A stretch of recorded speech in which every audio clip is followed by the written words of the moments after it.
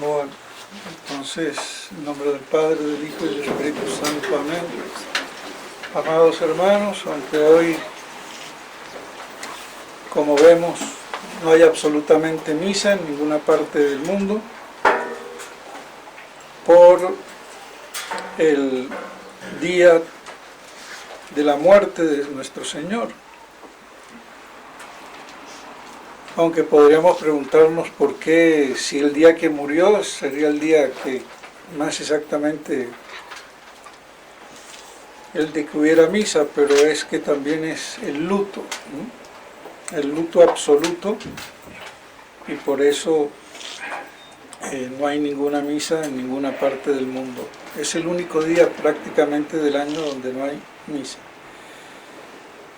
Y además de la acción litúrgica puede haber también el Vía Crucis y el sermón de costumbre, por lo menos en los medios hispanos y latinos, el llamado sermón de las 7 palabras, que no está preceptuado, no está imperado por la Iglesia, pero que es una buena costumbre y que viene también bien para nuestra catequesis, nuestra formación, y que nos ayude a ahondar en el misterio de la cruz, sin que seamos masoquistas, porque si bien nuestro Señor murió en la cruz y sufrió lo indecible, hay que ver las representaciones que deja la sábana santa. No le quedó parte de la piel que no fuera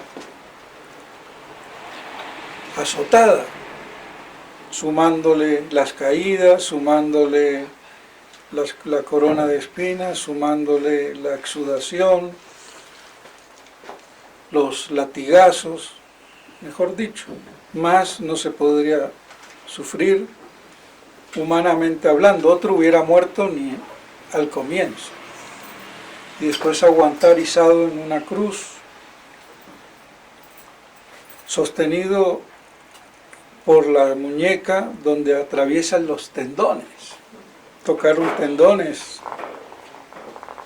un dolor terrible, puede dar hasta un síncope, y ahí estar 3 horas muriendo de asfixia, porque la muerte de la cruz era muerte por asfixia.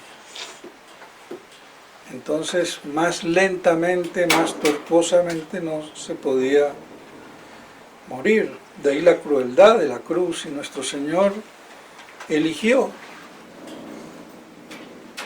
ese patíbulo para expresar su amor por todos los hombres que venía a redimir, y para ofrecer también a su Padre y a la Trinidad como hombre esa inmolación a Dios omnipotente, dueño de la vida y de la muerte, porque los sacrificios siempre prefiguran, de algún modo, al matarlos, como en el Antiguo Testamento, sacrificarlos, que era en aras de la deidad de Dios, porque es el dueño de la vida y de la muerte. Si no, no tendría sentido y sería una idolatría. Pues bien, entonces nuestro Señor, que se anonadó al encarnarse y que malamente se ha explicado en qué consiste, la mayoría piensa que el hecho de hacerse hombre, tomar la naturaleza humana, asumirla, ya de por sí es rebajarse, y es todo lo contrario. Es de por sí mostrar el poder omnipotente de Dios de unir a la naturaleza divina la naturaleza humana. Eso el demonio no lo puede hacer. Por eso, dicho sea de paso, cuando se habla del anticristo, encarnación del demonio, es una estupidez teológicamente hablando. Se puede tolerar como una referencia así para demostrar lo diabólico que es, pero teológicamente es absurdo, porque solamente Dios puede, por su omnipotencia, encarnarse. Eso muestra el poder divino de esa máxima comunicación que puede haber entre Dios y la criatura. Insuperable, más no se puede hacer en cuanto unión de lo divino con lo humano. Y por eso nuestro Señor es paradigma de toda la creación. ¿Y por qué entonces se dice que se anonadó? Si el hecho de encarnarse muestra el esplendor de Dios. Porque se anonadó reprimiendo lo que debía de ser esa naturaleza por la unión hipostática, la unión personal, en la persona del Verbo,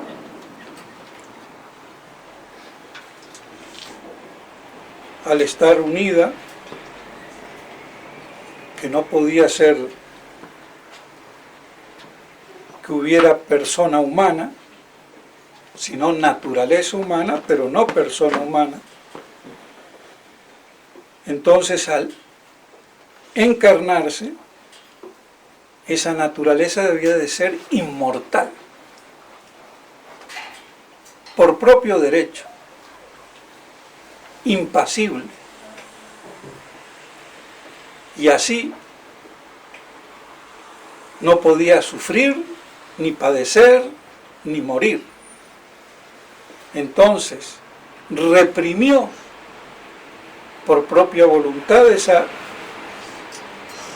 redundancia de inmortalidad que debía de tener esa naturaleza humana, y solamente en ese sentido se anonadó. Y también de una manera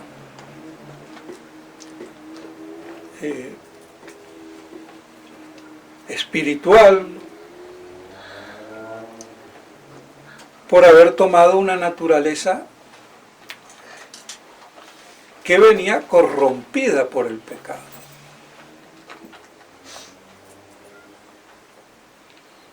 Pero él no asume esa naturaleza corrompida por el pecado que venía desde Adán, porque ya sabemos que esa transmisión se interrumpe drástica, sobrenatural y divinamente por el hecho de la Inmaculada Concepción. Pero la naturaleza humana, salvo en la Virgen María, venía corrompida y sigue corrompida. Por eso la necesidad del bautismo. Y así todo quedan las secuelas de esa corrupción que se transmite. Y en la Virgen María, por intervención divina, no hay esa transmisión del pecado original. Venía esa transmisión de los padres de la Virgen, pero al ser ella concebida como persona, en esa genética, en ese plasma que venía de sus papás contaminado, en el momento de la infusión del alma y de constituirse la persona, en vez de que esa materia contamine el alma como pasa con todos nosotros, en ese momento, por privilegio personal y exclusivo de la Virgen María, esa naturaleza no tiene pecado original. Y es en ese instante, no antes. Porque si fuera antes no sería personal. Por eso Santo Tomás es muy preciso. Y esto no lo han entendido ni aún los que se dicen tomistas.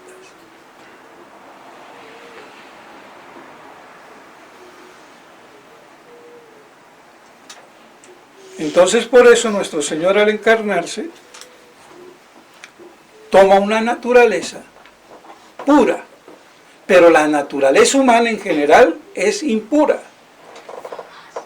Y en ese sentido entonces, alegórico, espiritual, místico y la chichalandia que quieran, se puede decir que también se anonadó.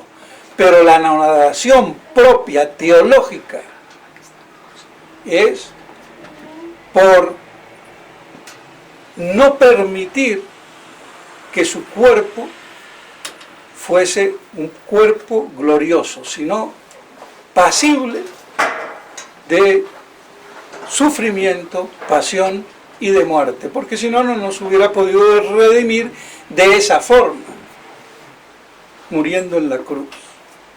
Y esto debe de quedar bien claro, aunque como tantas cosas, esto no se predica, no se enseña, ni aún en los mejores seminarios. A mí en ECOM no me explicaron eso, ni creo que se los explique, porque muchos curitas creen que por llevar sotana y decir la misa tridentina y tener toda la espiritualidad, desgraciadamente, viciada por el Kempis, porque en ECOM todas las santas noches Kempis. Lo lamento.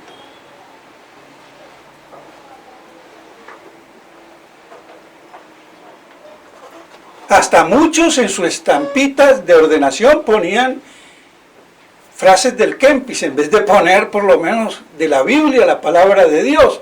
Fíjense, esto para decir en qué concepto llegaba a equipararse el Kempis casi a la Biblia. Cosa de por sí absurda, porque por muy sublime, por muy santo y por muy verdad que sea, la Biblia es la Biblia y san se acabó. Pero bueno. Entonces, desgraciadamente, estos puntos quedan como lagunas que no se explican. Y es deber de la Iglesia explicarlo, porque es deber de la Iglesia adoctrinar con teología, no con violín. Y de esa teología, fundada en el dogma, que me explicita la fe, es que nace la verdadera devoción y la verdadera espiritualidad. Y si no, será una espiritualidad de pacotilla. Por eso a mí me importa poco que cuando las viejas y los viejos y los idiotas beatos no les gusta como predico. Porque yo predico con la verdad, para nutrir el alma, no para tocar el violín, que el violín se lo tocará el marido o en su casa o lo que quieran.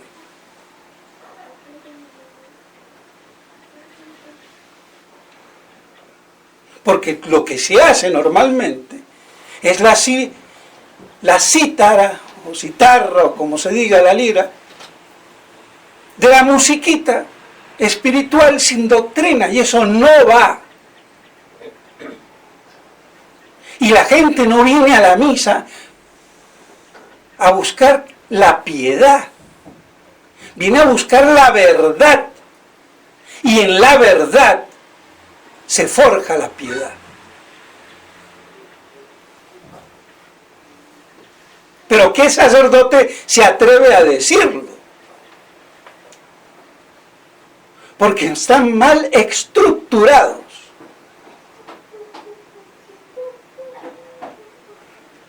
Pues bien, lamento mucho. Aunque no quiero decir que mis sermones sean perfectos. Pueden ser duros y agrios, pero es que la verdad es muchas veces agridulce.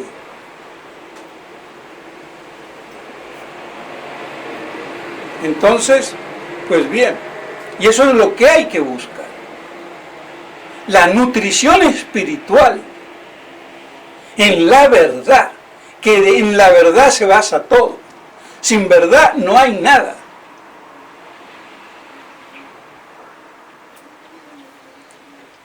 Entonces así nuestro Señor se anonadó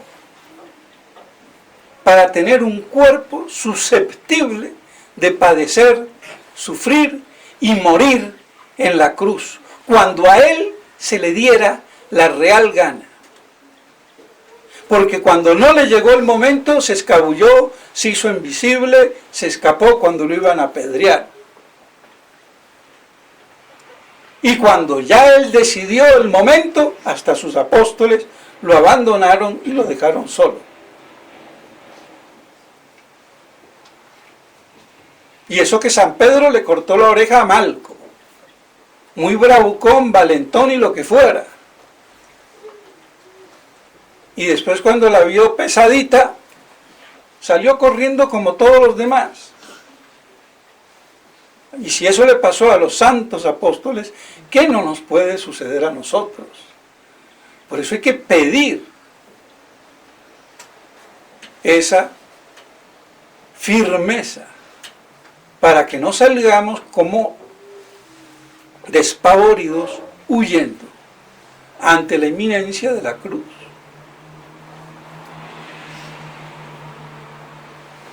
Y así entonces nuestro Señor pasa por su Calvario.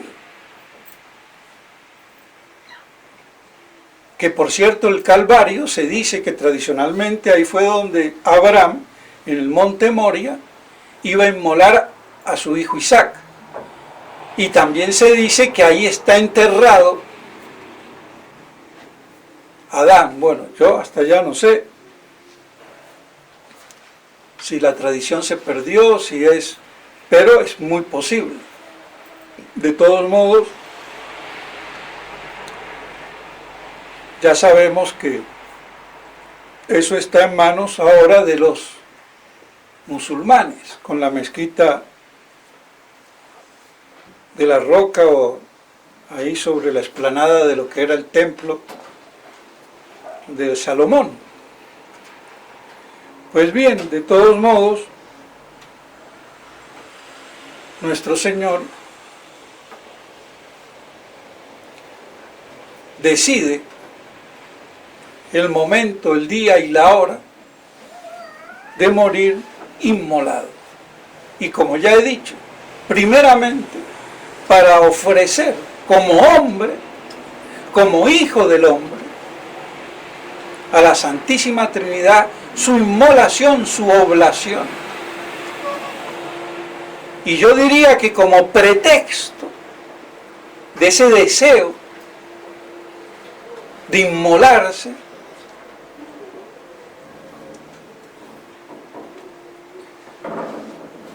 de rebote, como justificación, redimirnos a nosotros. Porque nos pudo haber redimido de otra manera. Y si querían derramamiento de sangre, también con un pinchazo o con la circuncisión. Hubiera bastado y sobrado. Pero él lo quiso hacer del modo más excelso, como lo podía hacer, cara a la Santísima Trinidad y cara hacia nosotros, desplegando ese amor que hasta su corazón fue atravesado por una lanza.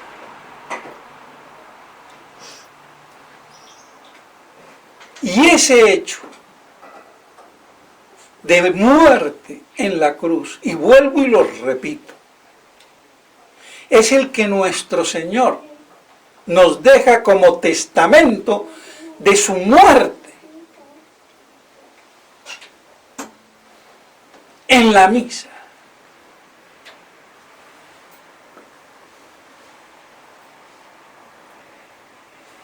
Ese es el testamento de la nueva alianza.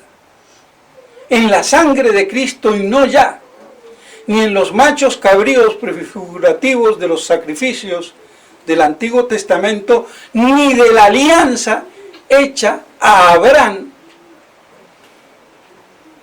en su descendencia carnal. Por eso es que hay dos testamentos, porque podría haber uno solo. Y lo que distingue a los dos testamentos no es la gracia, porque siempre hubo gracia, tanto en el Antiguo como en el Nuevo. Otra cosa es que no había sacramentos que dieran la gracia, pero Dios no está supeditado a los sacramentos para darnos la gracia. Los sacramentos son el certificado de recibir la gracia.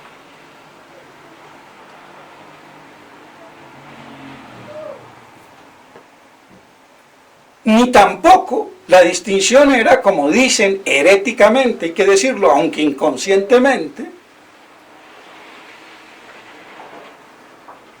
que no había el conocimiento de la Trinidad.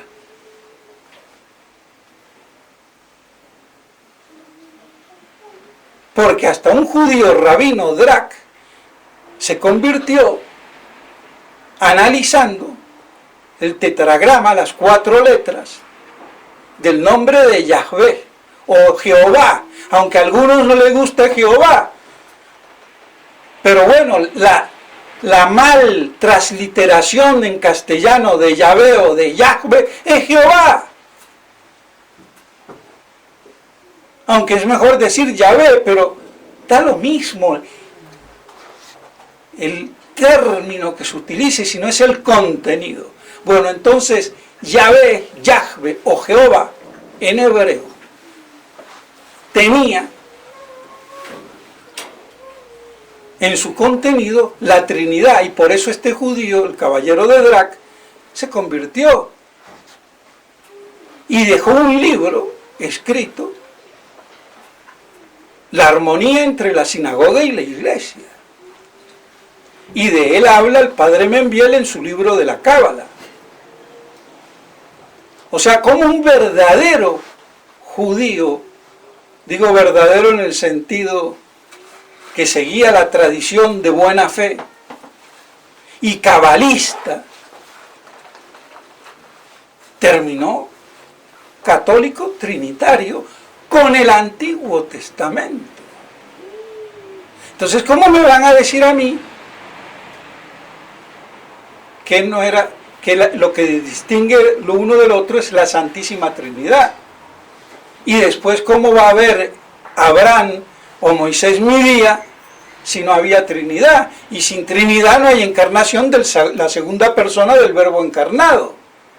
Y por eso no hay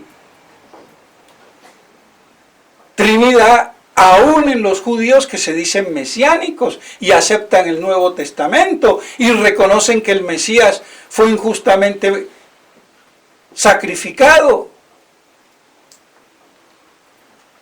pero no creen en la Trinidad. Y por eso les decía que no basta creer que el Mesías es Dios, porque para ellos es Dios Padre como creador, Dios Hijo como encarnado y Dios Espíritu Santo como el Espíritu Santo que nos santifica.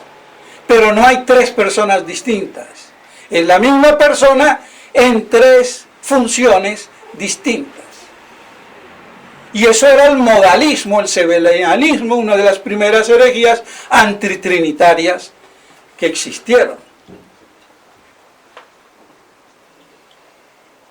Entonces, ya vemos que la distinción tampoco era, como dicen normalmente, que no había conocimiento de la Trinidad. Porque Santo Tomás lo dice muy claramente, que había conocimiento de la Trinidad explícito para los mayores e implícito para el pueblo, que era rudo y no estaba preparado. Pero eso es otra cosa ya. Pero sí había Trinidad. Pero no era para todos, ni para todo el universo, hasta que el Verbo se encarnara. Entonces, la distinción entre el Antiguo y el Nuevo Testamento está en el linaje, que es cambiado con la sangre de Cristo, a través de la cual nos redimimos. Y esa factura de su estado de muerte es lo que vuelve a realizarse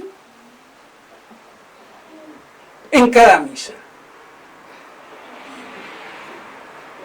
Y no es que vuelva a morir, una segunda muerte ya no sería la del Calvario, sería el Calvario bis. Es la misma muerte, es como el túnel del tiempo, la cámara del tiempo. Hoy que se habla tanto de esto.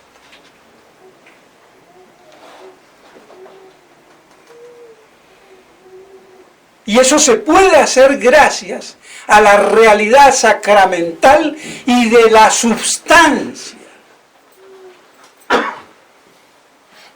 Porque si yo tengo la substancia de una cosa, tengo esa cosa. Aunque no tenga los accidentes. De manera palpable. Experimental. Entonces, si yo coagulo la substancia de la cruz, que es la muerte, por la separación del alma y del cuerpo, expresada en la sangre derramada, ¿qué más muerte hay que cuando uno se desangra? Es la muerte más evidente.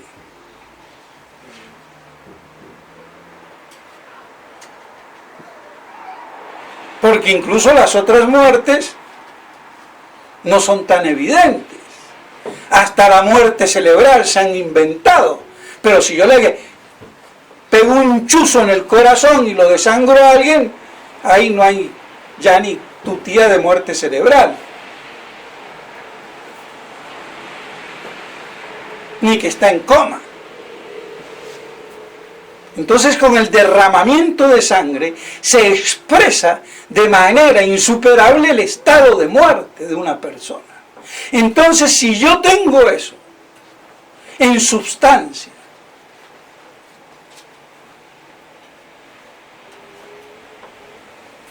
lo puedo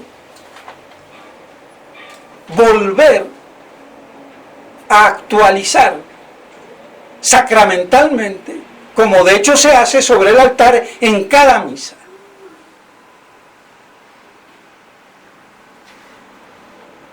Y no es que Cristo en el cielo guarde su estado de inmolación, como creen algunos, porque está en cuerpo glorioso. No guarda ningún estado de inmolación, aunque guarde las heridas refulgentes como expresión del triunfo que tuvo en la cruz, a pesar de lo terrible. Eso muestra cómo la teología de muchos no es tan adecuada.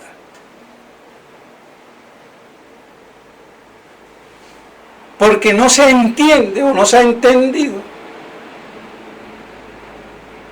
el estado de la substancia como en la consagración es la sustancia del cuerpo, pero yo no lo veo al cuerpo. Y está con su cantidad, pero no locativamente.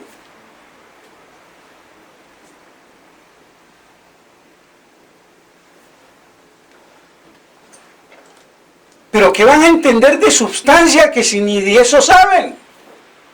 Porque tienen metafísicamente trabucada la sustancia. Pero bueno, ese es otro tema y no voy a entrar en eso. Entonces, si yo tengo la sustancia del estado de muerte,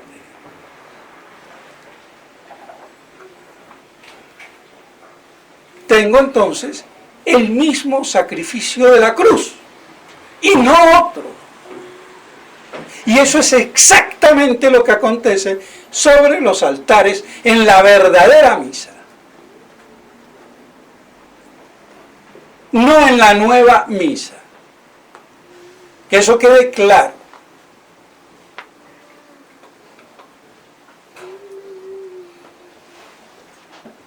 Y ese es entonces el testamento que nos deja nuestro Señor hasta que Él retorne.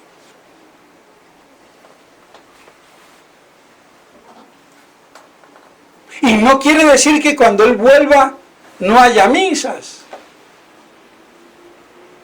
Porque en el milenio dichoso del reino de Jesús sobre esta tierra, como Rey que es, no quiere decir que no vaya a haber misas. Y que no vaya a haber sacerdotes. Y que no vaya a haber un papa. Pero ya será distinto. Y en ese caso ya no será en Roma, sino en Jerusalén. Pero esa es otra historia.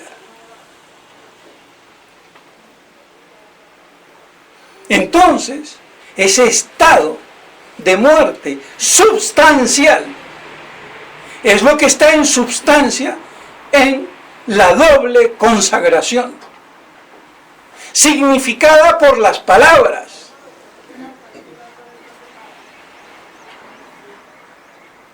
Y no simplemente por consagrar separadamente, porque yo puedo tener el cuerpo y la sangre como comida y como bebida, y aleluya, la cena protestante. No lo tengo como inmolado, sino como nutrición,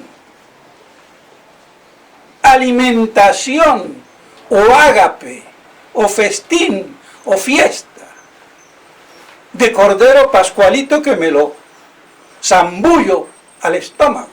Perdónenme la irreverencia, pero hablo así de grotescamente para que nos demos cuenta que no basta, como hacen la mayoría de los teólogos, y aún que se dicen tomistas.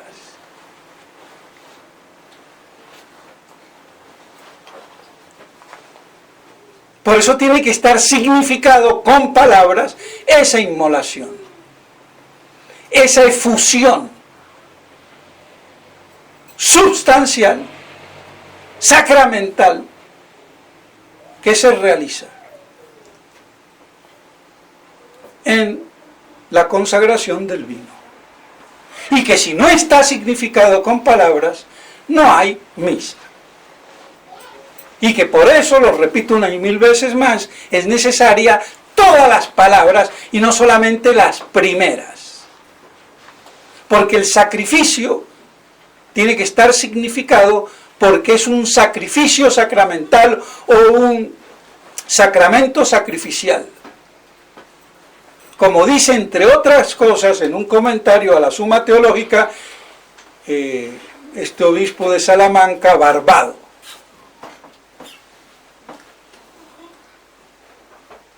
Como también lo dice Bonnier, en la Clé Eucaristique, la llave eucarística.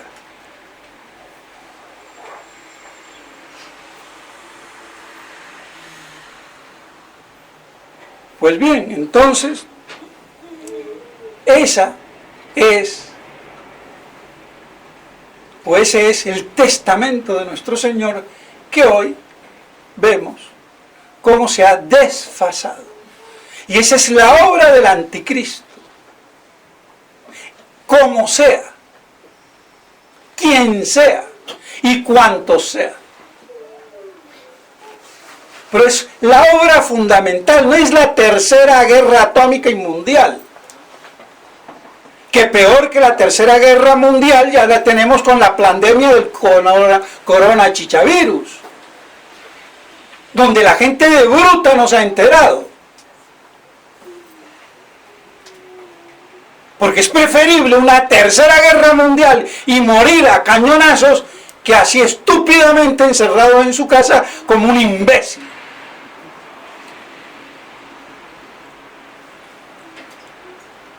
Pero así de estúpida es la humanidad. Y a los médicos que tienen la valentía de decir las cosas, y no porque el coronavirus no existe, claro que existe, y existe adulterado, enriquecido por los laboratorios, para fregar más. Y por eso el que le llega a dar y está bajo de defensa por otra enfermedad, se muere. Y encima no le dan el protocolo adecuado para la desinflamación que le provoca eso a nivel de pulmón, corazón, riñón y de tu abuela.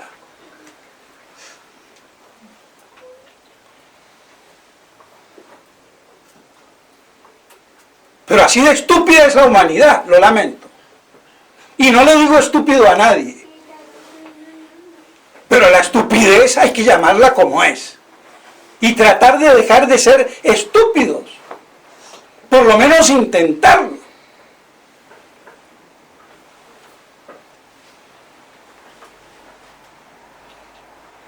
Y después que con un tapaboca van a impedir la inoculación del virus. Cuando tienen al cabo de 4 horas una fuente de bacterias ahí terribles. Además de mal respirar, tragándose gran parte del anhídrido carbónico que hay que expeler y tirar para afuera, para recibir oxígeno puro. Pero bueno, no entremos en el tema. Y ya no me acuerdo por dónde iba, y bueno, a recoger la idea. Pero bueno, entonces, nuestro Señor nos deja ese testamento que hoy la obra del anticristo ha desfasado. Con la nueva misa, con la nueva consagración de obispos, incluida la de los sacerdotes. Y es la obra del anticristo. En su fase política o en su fase religiosa. Bestia de la tierra, bestia del mar. Pero esa es la obra fundamental. Lo demás es chichalandia. Y eso es el vaciamiento de la iglesia.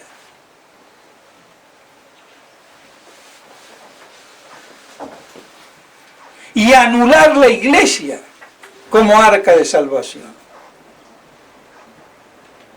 Eso es lo esencial. Y eso se gestó oficialmente, por derecho constitucional, si quieren, con Vaticano II. Aunque no se vio bien el artilugio en su momento. Pero ahora sí ya lo debemos de ver en todo su esplendor. Y el que no, es porque no hay peor ciego que el que no quiere ver. O peor sordo que el que no quiere oír. Ya eso es otro problema. Entonces, mis estimados hermanos, esa obra del anticristo, y sobre todo del anticristo religioso con nombre propio de pseudo profeta, de ese vaciamiento. Y por eso en la Salet, Nuestra Señora dice: Roma perderá la fe y será la sede del anticristo. Es lo que hoy litúrgicamente vemos con el altar desmantelado, con el tabernáculo vacío y sin misa, sin sacrificio.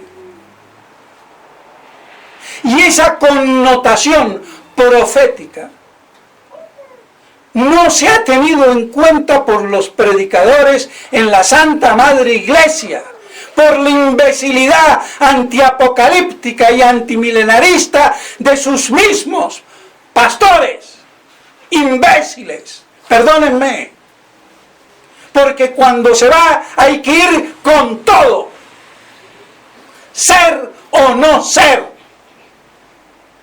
o de Cristo o del anticristo. Y no hay tu abuela.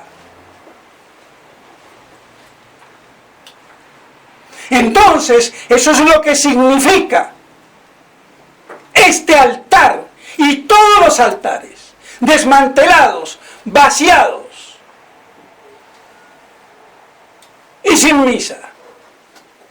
Y ese es el estado al que iba a llegar y ha llegado la Iglesia en los últimos tiempos apocalípticos.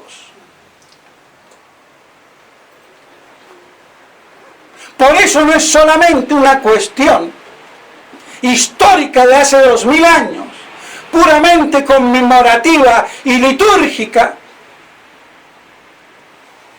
lo que se hace en este tríduo sacro, sino también la connotación profunda, real, apocalíptica del estado de la Iglesia antes de la parucía.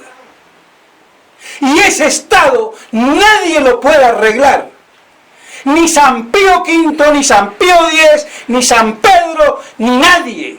Solo Cristo cuando Él vuelva. Y el que entienda esto, entiende todo, y el que no entiende esto, no entenderá nada.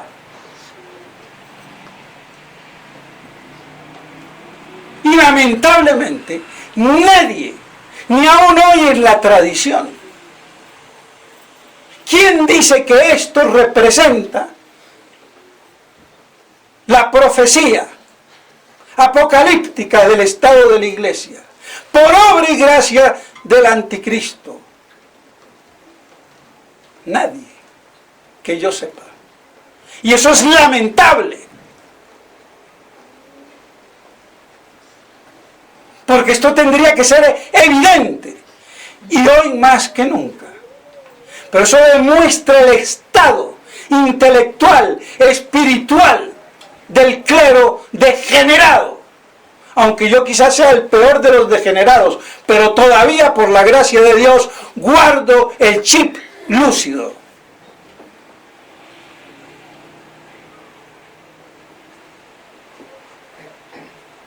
Entonces, esa es la triste realidad apocalíptica.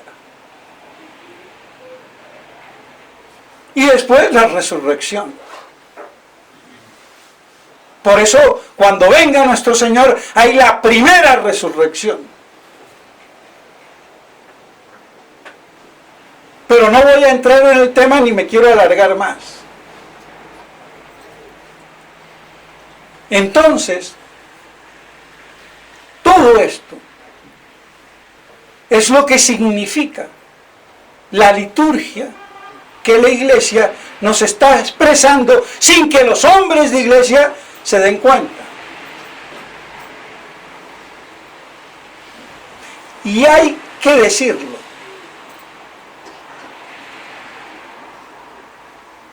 El deicidio, la muerte de Dios, es un deicidio regicida,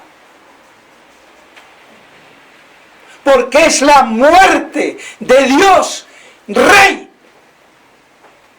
Es un regicidio deicida, y eso jamás se ha dicho en la Iglesia, que yo sepa. Y es la pura realidad, porque lo tenemos en el INRI, que es rey. Y si eres rey, baja de la cruz. Entonces es el deicidio regicida, o el regicidio deicida, y no simplemente el deicidio. Porque hay que quitar toda connotación de la realeza de nuestro Señor, de Cristo Rey, con su reino, como hombre.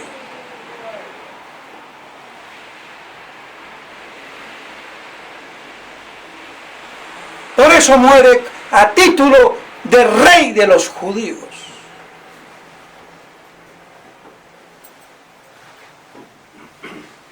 Como hijo de David. Y es una vergüenza, y lo lamento, que esto nunca, por lo menos que yo sepa, se ha dicho, predicado ni escuchado. Pero quédeles claro que de esto no hay ninguna duda.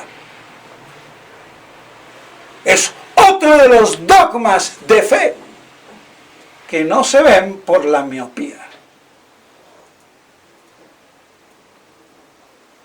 ¿Qué vamos a hacer? Entonces, mis estimados hermanos, por eso, después, Él tiene que tomar posesión de su reino en esta tierra, como hombre. Porque fue allí, en esta tierra, del seno virginal de la Santísima Virgen María, que se hizo hombre y rey como hombre. Porque como Dios, en el cielo siempre lo fue. Sino es como hombre. Y la usurpación de Satanás de su reino, príncipe de este mundo, que tiene que ser derrotado en esta tierra.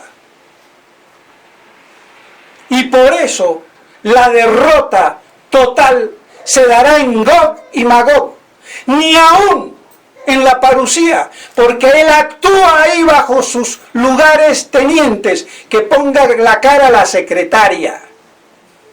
Yo me quedo todavía aquí. Para eso los tengo los dos imbéciles de Anticristo, bestia del mar y de la tierra. Y a esos nuestro Señor los decapita de una vez al infierno. A Satanás se la guarda solito. Te amarro durante mi reino y después te suelto para verte la cara y fulminarte de una vez. Y eso es lo que le da la explicación de Gog y Magog. Y esto nadie tampoco lo ha dicho, que yo sepa, ni se lo he copiado a nadie, me lo he inventado yo. Pero basado en la exégesis y sobre todo de San Ireneo a través del Padre Orbe.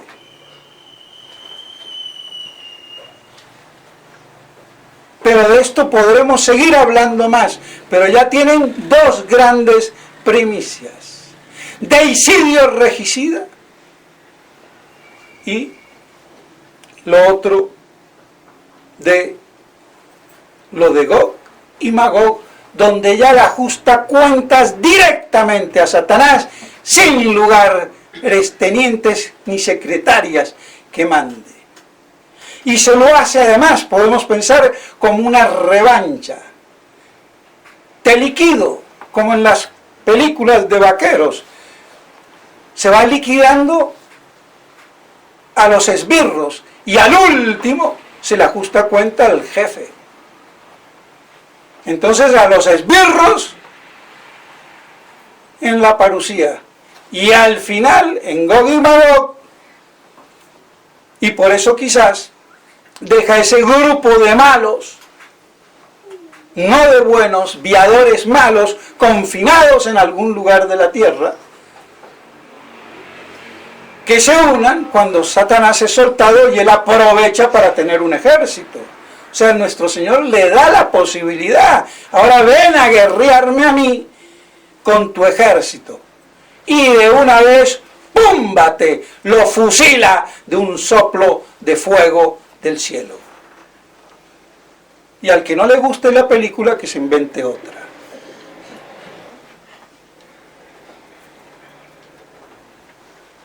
Pues bien, mis estimados hermanos, me gustaría seguir hablando, pero ya no quiero abusar de la santa paciencia.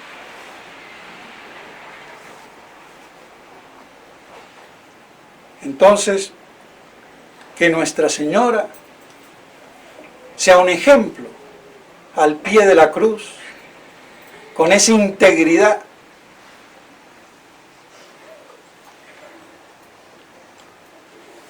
ofreciendo la muerte de su divino Hijo. Y es lo que debemos de hacer en la asistencia de cada Santa Misa.